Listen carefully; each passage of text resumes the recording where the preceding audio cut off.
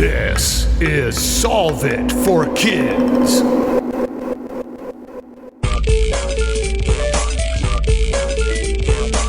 Hello, my amazing and curious friends. My name is Jennifer, the Dean of all things STEM and STEAM, and this is Solve It for Kids, the podcast that gives kids and families a peek inside the real world of scientists, engineers, and experts as they solve problems in their jobs using creativity, cooperation, and critical thinking. And now please welcome to the show my podcast partner, Galactic Space Geek, Jeff Gagne. Hello, Jennifer, and hello, listeners. What a fun episode we have coming today, because I am a museum geek, and I can't wait to get started. Yes, this is a very interesting chat we're going to have today. So what problem are we solving? What purpose do museum collections serve? What purpose do museum collections serve? This is going to be really fun to learn. Who is our guest today, Jeff? Our guest today is the terrific Douglas Noble. He is a retired museum director. Welcome to the show, Doug. Well, thank you. I'm glad to be here. We are excited to have you. I am a huge museum geek. Wherever we travel, even as a family, when we took our kids, we always went to museums. So I'm wondering, were you a museum kid? Did you go to museums as a kid? You know, I grew up in Western Arkansas and Oklahoma. Okay. And I didn't have, small towns didn't have much of an opportunity to go to museums, but on the rare occasion when I did, I was thrilled by them. I was also excited by zoos. So it was a big deal to visit my granddad and grandmother up in Indiana, Evansville, and they had a small zoo, and that was always a thrill to go. So I guess that spurred my interest in natural history. And although I've had experience with general museums mostly, I opened an aquarium, first hired. I ended up with the Museum of Arts and Sciences in Macon, Georgia, director of the museum system in Memphis, Tennessee, and on it goes. So it's been a variety of institutions, generally speaking, though, mostly cultural history and natural history. Oh, that's so cool. You have a lot of things that we'll end up talking about in this show then. You've done quite a bit. So without much opportunity to actually go to museums when you were younger, what types of studies did you do in school? Did you tend towards sciences and natural history courses? Well, I was really interested in, like most kids, I was fascinated by dinosaurs. And so I did well in biology and those kinds of things. Then I decided I wanted to get a degree in geology. And the sad part of that was you've got to have a lot of mathematics to back it up. And unfortunately, I wasn't very good at that. But what happened was along the way, I ended up getting a job at a museum, kind of an entry-level job, sort of a gopher doing everything. And from there, opportunities arose. When I went back to school to get my master's and doctoral degrees, I'd gotten some advice by a guy by the name of Graham Netting, and he was the director of the Carnegie Museum of Natural History in Pittsburgh. Oh, wow. Kidding. We were on a bus at a conference, and I said, well, Dr. Netting, what did you get your doctoral degree in? Yeah. He said, herpetology. And I knew what that was, of course, studying reptiles and amphibians. Yep. And I said, what did you write your thesis on or your dissertation? He said, well, the tiger salamander. I said, oh, Ambystoma tigrinum. So I knew the scientific name. It had to be a show-off. You know. I said, well, do you get to do that anymore? He said, no.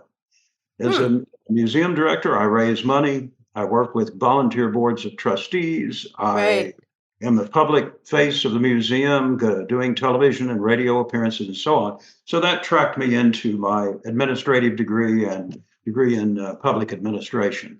Wow. Okay, so you started in a museum. Can you tell us like some of the early exhibits you worked on that you found were so fascinating? You know, basically, when I was a gopher, I had to do everything. I had to run the planetarium shows and deliver them. We had live animals. When the one custodian didn't show up, I had to clean the animal cages. Oh, that's fun. I mean, not every museum is a huge institution. It's not going to be an American Museum of Natural History in New York City. Right. Field Museum in Chicago. Many of the museums are quite small, whether it's an historic house museum or Uh-huh. a small regional history museum, whatever. So most Right. of the people on the staff have to wear a whole lot of different hats. Oh, I see. So Okay. can you remember anything that you did that was fun with the one of the exhibits or anything? Well, I mean, as I say, when I took over my first directorship, it was a Museum of Arts and Sciences in Macon, Georgia. It was quite small. And we had to borrow we had one small exhibition hall for changing exhibits. Mm-hmm. So we borrowed a lot Okay. of material. And one time we actually we wanted to do an exhibit on the history of the gold, not trade. It was actually taken from the Incan Empire. But, the Spanish had routes where they would go and Right. get the gold and melt it down on the beach and turn it into coins and bars of gold.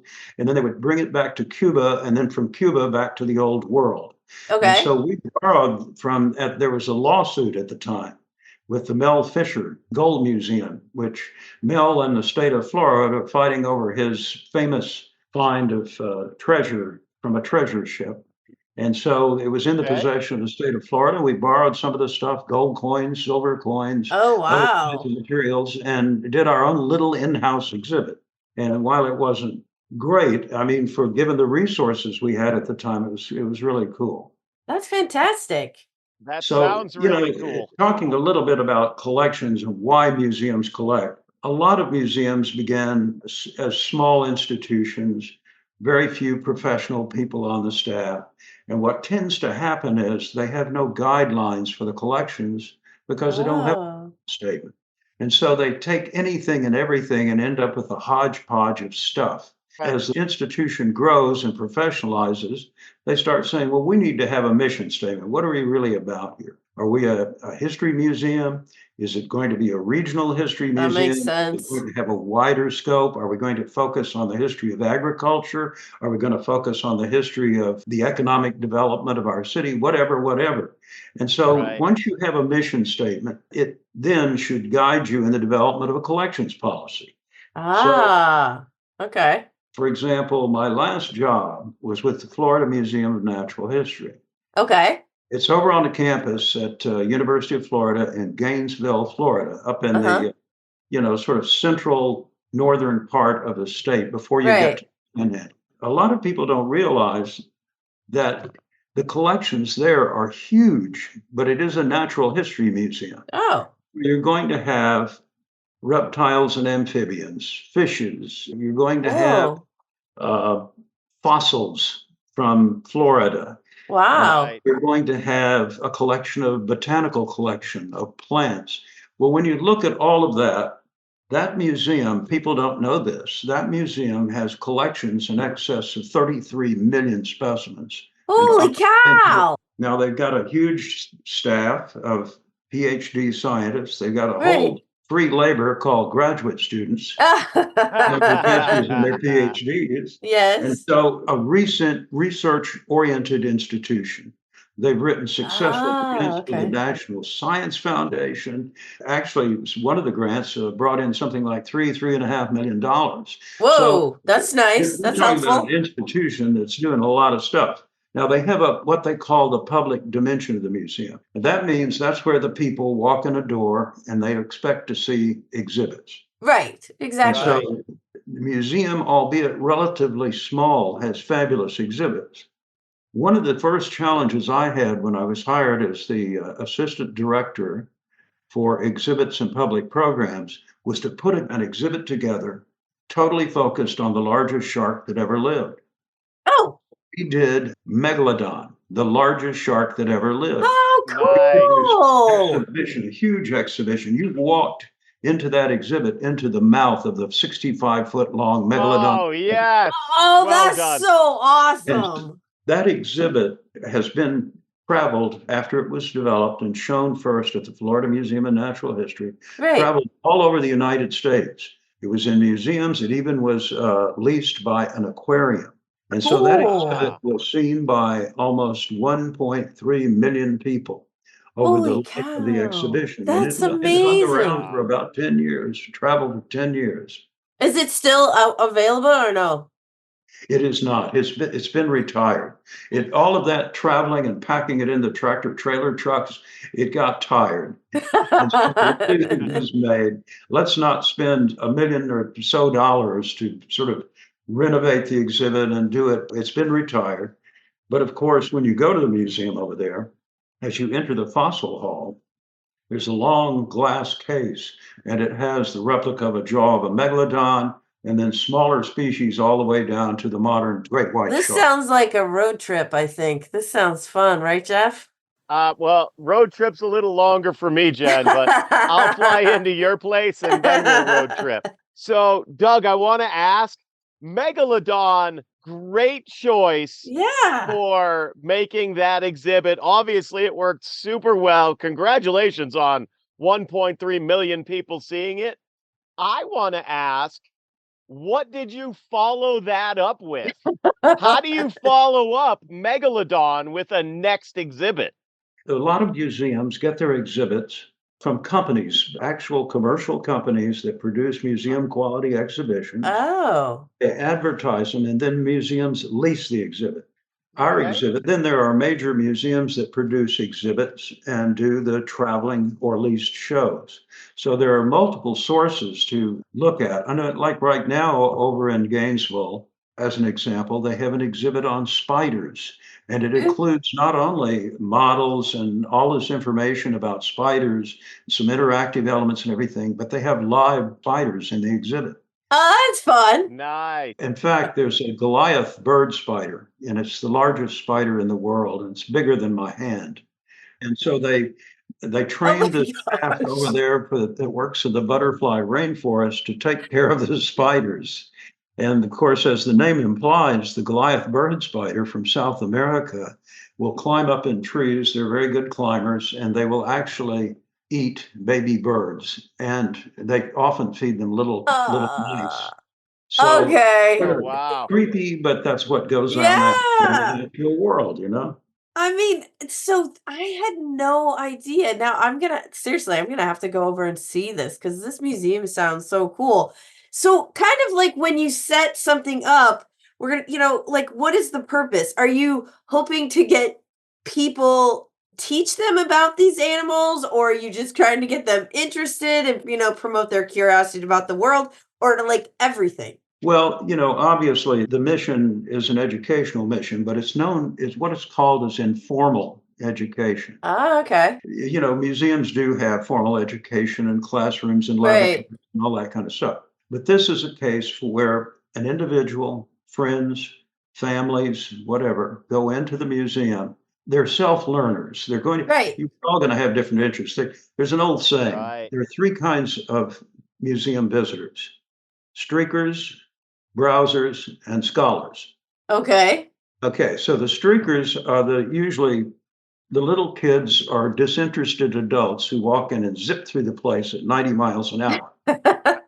I did Okay, it. I got my culture for the day. you That's got the streakers. Okay. it. Then there are the browsers. Those are people, I think, typical visitors who say, hey, look at this. I really didn't know that the Calusa Indians were this powerful tribe in South Florida that sort of dominated. The other Native American tribes actually paid tribute to them, and they Wow, okay. dominated South Florida for 2 or 3 thousand years. Let's look at this. Let's look at the little boy with the model of a little Native American kid with the shark over his shoulder. The Wow. Calusa Indians, when the Spanish came, towered over the Spanish. And why? Because they ate a high protein diet. They lived off of seafood. They were a coastal. Oh. So they were eating fish and the snails and the marine clams and all this stuff. And of course, the Spanish were living on a protein poor diet. So Right. the average Calusa man was 5 feet 9 inches tall, just like most Americans today, most in this country. That's And yet pretty tall for back then. The Spanish were about 5'4" or 5'3". So the average now I'm talking about. People have different interests, varied interests. Now the scholar may represent 5% of the total visitors, but they're going Right. to go through the museum. They're going to read every label. every didactic panel. They're going to listen to every audio visual thing. Yes. They're going to spend hours and hours. And if they can't do it all in a day, they'll come back again. So those are the three types of visitors. That's so Oh, and there cool. is a problem with the scholars. If you make a mistake, you'll hear about it. With those three in mind, when you said that most people are the browsers, when you're creating an exhibit or curating a collection, are you mostly curating it for the browsers since they're the most populous? You bring up an interesting point. Years and years ago, 60, 70, 80 years ago, the museum's field started to change. Mm-hmm. The curator, and I was not a curator, understand, that's an person who is an expert in a particular area. Right. So Okay. the curator knows all this esoteric stuff that, quite honestly, the public doesn't care about. Probably, yeah. They're totally immersed in the minutia of the subject they're studying. What began to change in the museum world is people started saying, we would get more people in here if we could start doing some things. And that's when it shifted. And museum educators started taking on a much, much larger role in developing exhibits and in developing exhibitions. Also, another thing that took place was the creation of the so-called hands-on science museums. Oh, yeah. I love Okay. those. That happened out on the West Coast I believe in San Francisco, one of the first great so-called science museums, hands-on science museums.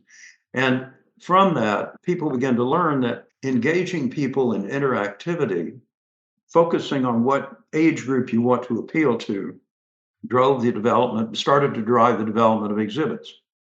I'll give you an example. Yeah. In Florida, they have a living butterfly rainforest. They fly between 600 and 1,000 butterflies on any given day when it's warm. Oh, wow. So it's a beautiful exhibit, live plants, all of this, it's like walking through a tropical rainforest. How cool. So to complement that, we found an exhibit on butterflies from a commercial company, Guild, directed to young children in the way it was developed. So kids could come into the exhibit and there was a lot of physical stuff. There was a zip line where kids could fly down like a butterfly to the end of the exhibit. There were tunnels to crawl through that you emerged from a chrysalis as a butterfly or a moth. My gosh. So it was all sorts of cool stuff like that going on. So what happened was the butterfly rainforest has always been extremely popular, popular attraction within an attraction. But layering this changing temporary exhibit on it, really drove attendance. A lot of people came to the museum to do both. They may have gone through the rainforest before, but they did it again. And they certainly were thrilled to come in and let the kids just have fun, but also learn something at the same time. Yeah. I love that because I have 3 kids. They're grown now, but when they were younger, we would go to lots of museums. One of our favorite ones to go to when we visited Chicago was the Hands-On Museum in Chicago because they had like water tables where the water would go down and they actually had little rain jackets, the raincoats that the kids would put on because they get so wet, right? And they could watch how locks moved, right? So they had boats and all of these different things. And then you would go over here and you would play with the water over there. They could build little dams and all that kind of stuff. So I love the whole interactive part of that. I think that's really amazing. But as long as we're talking about water, you showed us something at the beginning, and I want you to tell us about the oldest fossil that you have. Can you tell our listeners? I was really the frustrated paleontologist, and paleontologist is not to be confused with archaeologist. Paleontologist studies ancient life. And I have some fossils. Actually, I had one at one time that was about 250 million years old. I don't have it. Whoa. Wow. But what I do have is from a site in West Tennessee when I was director of the museum system in Memphis for 21 years that we purchased and turned it into a sort of hands-on actual camp for kids.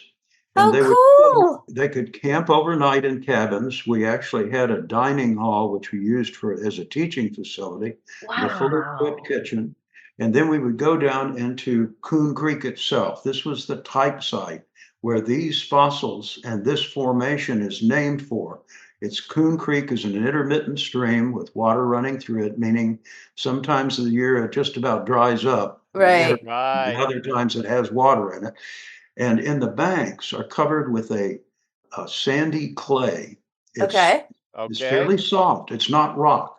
Right. And our 72 million-year-old marine snails, marine clams. We even found the skull of a mosasaur, which was the only What? mosasaur skull ever found in the state of Tennessee. A Oh my giant gosh. swimming reptile that sort of looks like an alligator, but instead of feet, it had flippers and a long flattened tail. Oh my gosh. Wow. What's unique about the shells is they're unaltered by geologic time. They're the original seashells. It'd be like, going down to Sanibel Island in Florida, walking down along the beach and collecting seashells.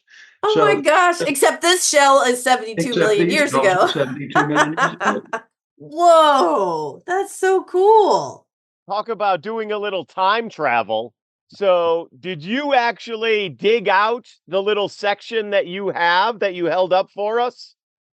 Yeah, I collected that. The shells were literally deposited in the tens of millions. Oh, wow. Imagine Padre Island off of Texas today. Right. Location, if you turn the clock back to the late Cretaceous, near the end of the Cretaceous period when the mass extinction event occurred, Right. 66 Right. million years ago, when the dinosaurs disappeared, the asteroid. I'm sure most of your listeners have heard the story of that Uh, mass. This is 72 million years ago. The Gulf of Mexico was up into the state of Tennessee. It engulfed, yes. it's called the coastal plain, and covered all of South Georgia up to Columbus, Georgia, and on the East Coast as well. So this ancient sea had rivers flowing into it just like it today, except, and so what happened was these things accumulated there, and the seas receded, and all of this stuff was covered. But because it was sand and Wow. clay, the clay didn't let the water to percolate down through it, and the water becomes slightly acidic. Right. Acid dissolves the seashells. And so most fossils are actually not the original material, but they're replaced with minerals or rock and come in the form of, when you see most clams and snails and stuff, they're either casts of the original or Yes. imprints Right. of the original fossil. So prevented the water from coming through, the clay did, but never enough overburden. What covered this never got thick enough. In other words, hundreds, if not thousands of feet to compress it and turn it into rock. So it's this sandy clay is pretty much That's what the just material was that was flowing into the ocean, that ancient ocean. So that was a unique situation that made this possible, that these seashells whoa. could survive as original seashells. What I think is so cool is you took, your love of paleontology and then you've used this over so many years in your museums. So were the kids that came to these camps, were they able to find these fossils as well? We're able to dig down into formation away from the cliff Oh. with a backhoe and pile up a spoil pile of this material. And the kids were able to go climb all over it and get good and dirty and find the fossils. And then we even showed them how to clean the fossils without Oh, cool. destroying because they're very fragile. Oh, yeah. That's what we did.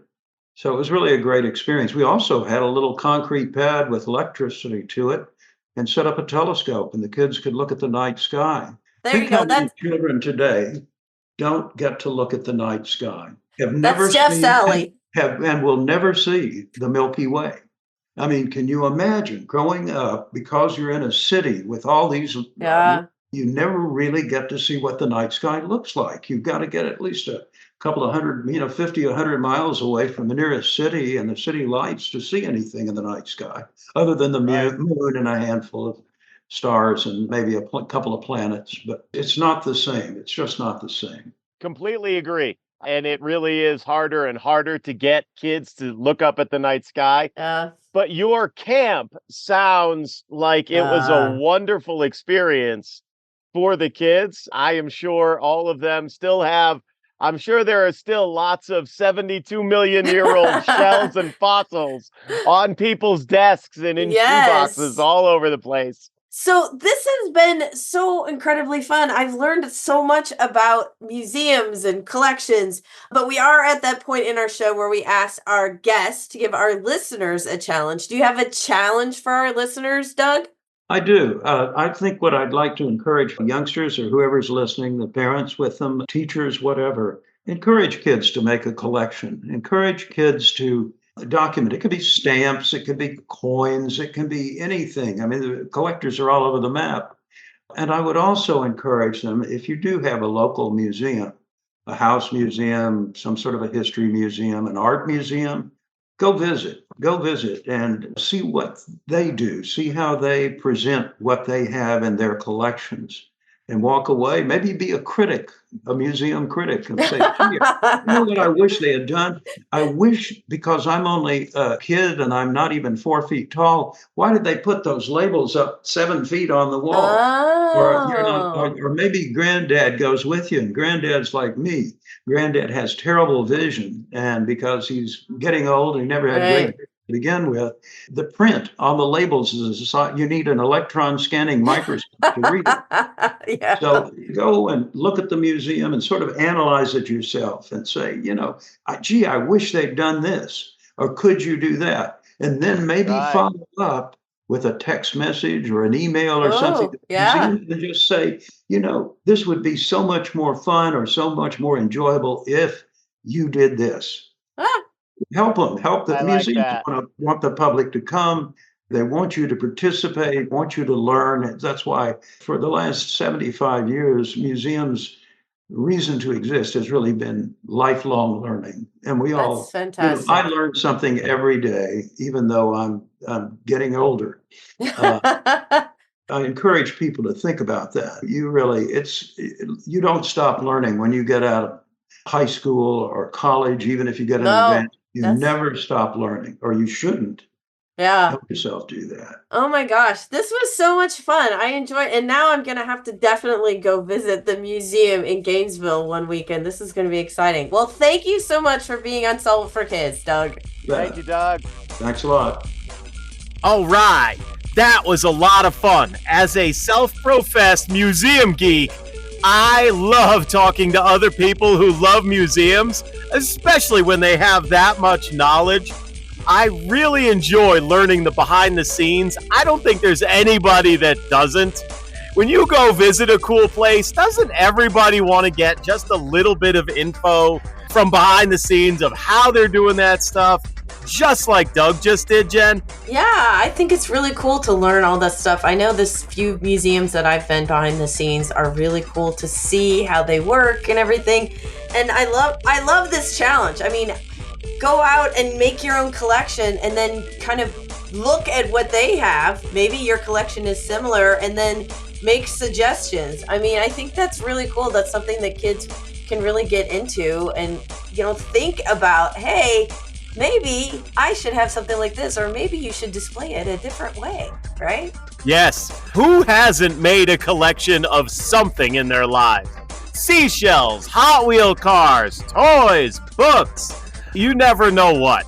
And I love his addition to document about the collection. Not a whole lot of us, I don't think, have ever documented our own collections, or maybe documented something about a museum where you went. Maybe jot down some notes so that you can actually send an email and feedback to that museum that's a little more specific. Yeah, that's good. So if you visit a museum and you want to just share your collection with us, tag us on social media. We're at KidsSolve at Facebook, Instagram, and X. And don't forget to check out our website, solveitforkids.com, where we'll have more information about this episode and all of our other episodes. Jennifer, I'm kind of wondering if our episodes for Solve It for Kids could be considered a collection. In Doug's eyes, we may have to get him back onto Act. I'm betting so, since we're at over 200. That's probably a good thing, yes. Until next time, you'll hear Jen and Jeff on Solve It for Kids.